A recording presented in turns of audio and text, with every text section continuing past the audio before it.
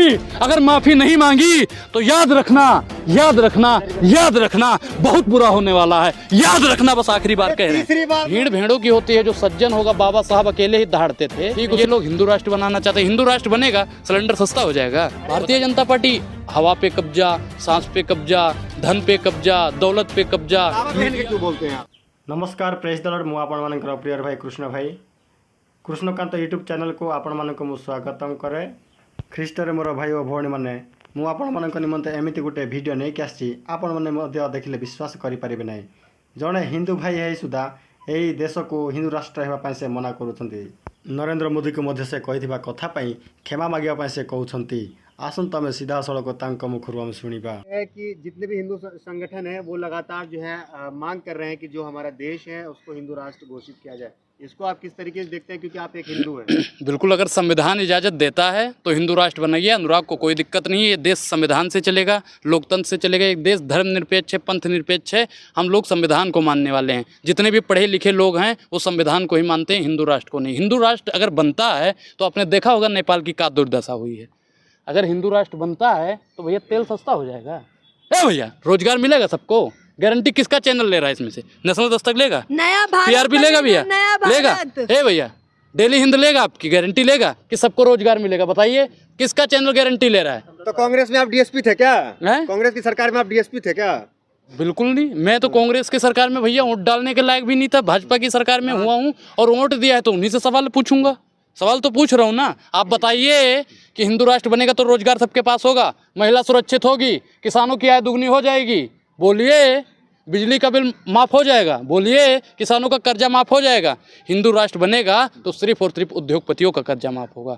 अगर हिंदू राष्ट्र बनेगा तो सिर्फ और सिर्फ संघियों का कर्जा माफ़ होगा। तो मुस्लिम राष्ट्र चाहते हैं क्या? नहीं, हम क्या करें, हम संविधान राष्ट्र चाहते हैं। कुछ मौलाना आ रहे हैं मुस्लिम राष्ट्र के पक्ष में, तो उनको भैया जेल हो गई होगी, जेल हो गई होगी, क्योंकि भैया ये पार्टी ही मुस्लिम विरोधी पार्टी है, भारतीय जनता पार्टी। हमने पहले भी कहा है कि ये पार्टी मुस्लिम विरोधी पार्टी है।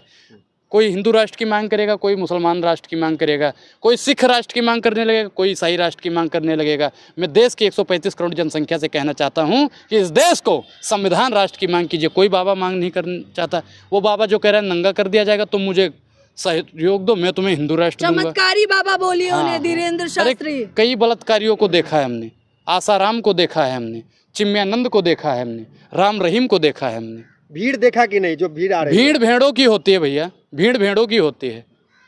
भीड़ भेड़ों की होती है। जो सज्जन होगा बाबा साहब अकेले ही दहाड़ते थे। कौन से बाबा की बात कर रहे हैं? अरे हम बाबा साहब की बात कर रहे थे। कौन बाबा साहब? बाबा साहब भीमराव अंबेडकर को नहीं जानते, जो अकेला ही दहाड़ता था।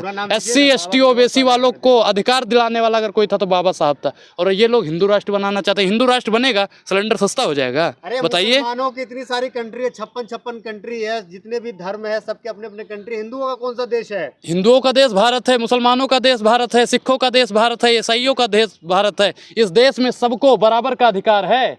ये देश हिंदू राष्ट्र बन के नहीं, संविधान राष्ट्र बन के रहेगा। हिंदू तो खतरे में है ना, तो हिंदू राष्ट्र तो बनना चाहिए। हिंदू अगर खतरे में है तो जितने भी हिंदू भाई अगर मुझे सुन रहे हैं तो मैं उनसे कहना चाहता हूं कि 24 में भारतीय जनता पार्टी को हटा दो, हिंदू सुरक्षित हो जाएगा। भाजपा ही तो हिंदू राष्ट्र बनाने की बात कर एक रही है चीज और आप कह रहे हैं हटा दो। हम नहीं जानते मैडम, आपने कहा हिंदू खतरे में है। और हिंदू खतरे में है तो किसकी सरकार है? भारतीय जनता पार्टी की सरकार है।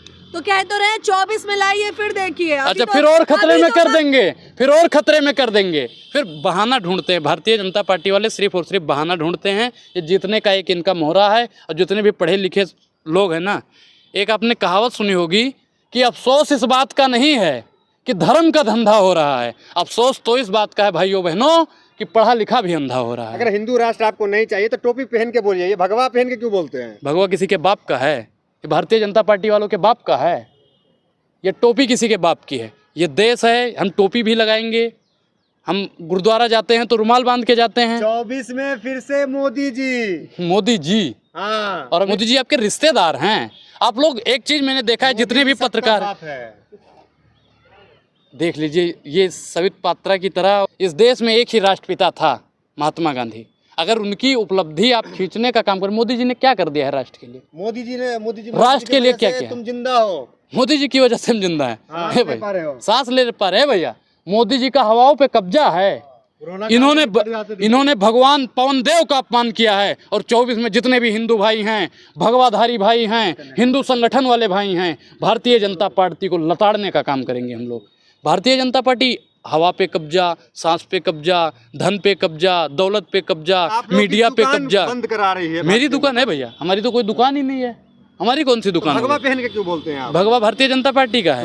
भारतीय देश में रहना है, मोदी मोदी कहना होगा। देश में रहना है तो मोदी जय मोदी जवान, कहना जय होगा। किसान, जय संविधान कहना होगा। है, मोदी मोदी करना होगा। मोदी मोदी जबरदस्ती करेंगे। आके सामने बोलिए, सामने बोलिए, आइए सामने बोल रहे हैं बोलिए। मोदी ए भैया, मोदी मोदी कर रहा है। ऐसे ही पत्रकारों की 3 दवाई, जूता चप्पल और कुटाई। यही लोग हैं जो चाहते हैं देश बर्बाद हो जाए। यही लोग हैं जो सरकार से सवाल नहीं पूछते।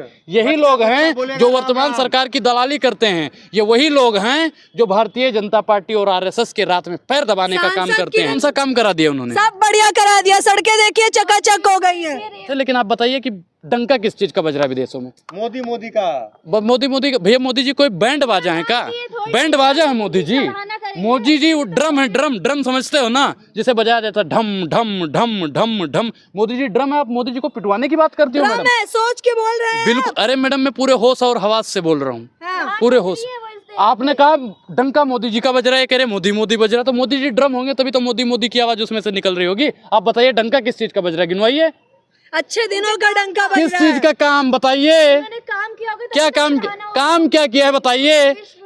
विश्व में डंका बज रहा है। शौचालय बनवा दिया, हाँ। रोड बनवा दिया, किसी ने पूरा देश बना दिया, किसी ने पूरा देश बना दिया और उसने ढिंढोरा नहीं पीटा। शौचालय बनाने के बाद ढिंढोरा पीट रही है। सुनिए, 1947 में जब देश आजाद हुआ था तो देश डूबने के कगार पे था। अगर उसे किसी ने निकालने का काम किया है तो जवाहरलाल नेहरू ने करा है। मैडम, आप इतिहास पढ़िए, इतिहास पढ़िए। पढ़ते लिखते हो नहीं, पढ़ते लिखते हो कर दिया। हमसे पूछो ना, इसको बंटवा दिया। और आप आज भारतीय जनता पार्टी देश के टुकड़े करना चाहती है। वो हिंदू इंटरव्यू करते हैं। लाहौर में जाके इंटरव्यू करने की इच्छा है? पाकिस्तान चले जाइए पाकिस्तान। ए भैया, मोदी जी ने गलतियां की हैं, हम मानते हैं। मोदी जी, अगर आपको लग रहा है आपकी भावना ठेस हो रही है तो हम मोदी जी की तरफ से माफ़ी मांग लेंगे। मोदी जी, आप तो मांगोगे नहीं क्योंकि बेशरम हो, हम मांग लेते हैं माफ़ी। मोदी जी माफ़ी मांगेंगे?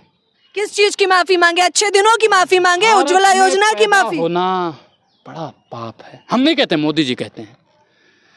बेटी पढ़ाओ बेटी पढ़ाओ, हम नहीं कहते, मोदी जी कहते हैं। Slip of tongue.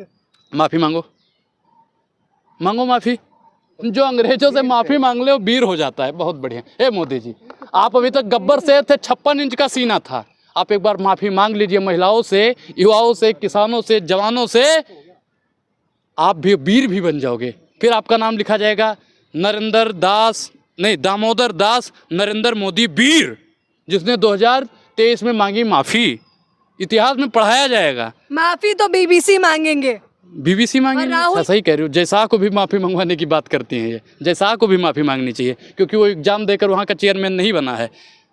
एग्जाम देकर मैडम चेयरमैन नहीं बना है। माफ़ी उसे भी मांगनी चाहिए, अमित शाह को भी माफ़ी मांगनी चाहिए, राजनाथ को भी माफ़ी मांगनी चाहिए और किरण खैर को भी माफ़ी मांगनी चाहिए। ठीक है, अंतिम सवाल ये है कि 24 में क्या लग रहा है? जिस तरह से मंदिर का उद्घाटन भी 24 में होने वाला है, 1 जनवरी को, तो उसका क्या प्रभाव चुनाव पे दिखेगा?